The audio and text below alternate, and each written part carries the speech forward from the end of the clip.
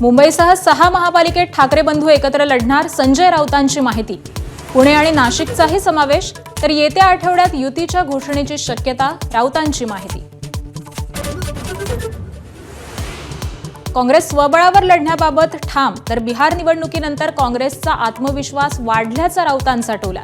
शरद पवारांनाही सोबत येण्याचं ठाकरेंच्या शिवसेनेचं आवाहन.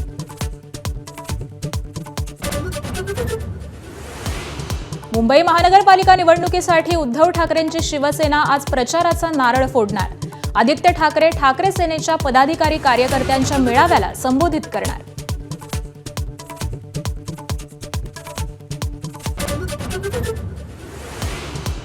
महापालिका निवडणुका पार पडल्यानंतर एकनाथ शिंदे मोठे फेरबदल करणार. निकालाच्या आधारे मंत्रिमंडळात नव्या चेहऱ्यांना संधी देणार असल्याची खात्रीलायक सूत्रांची एबीपी माझाला माहिती.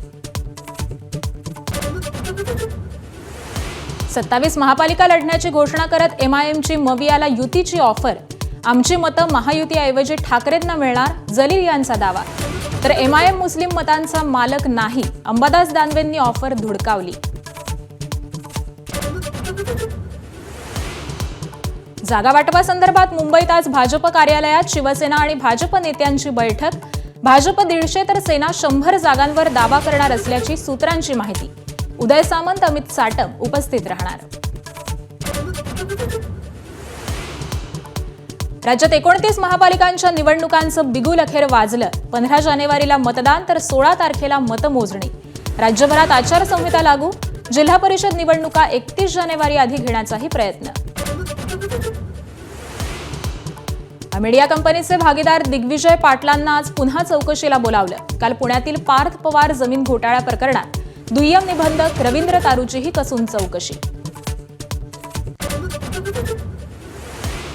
उत्तर प्रदेशातील मथुरा इथल्या यमुना एक्सप्रेसवेवर भीषण अपघात.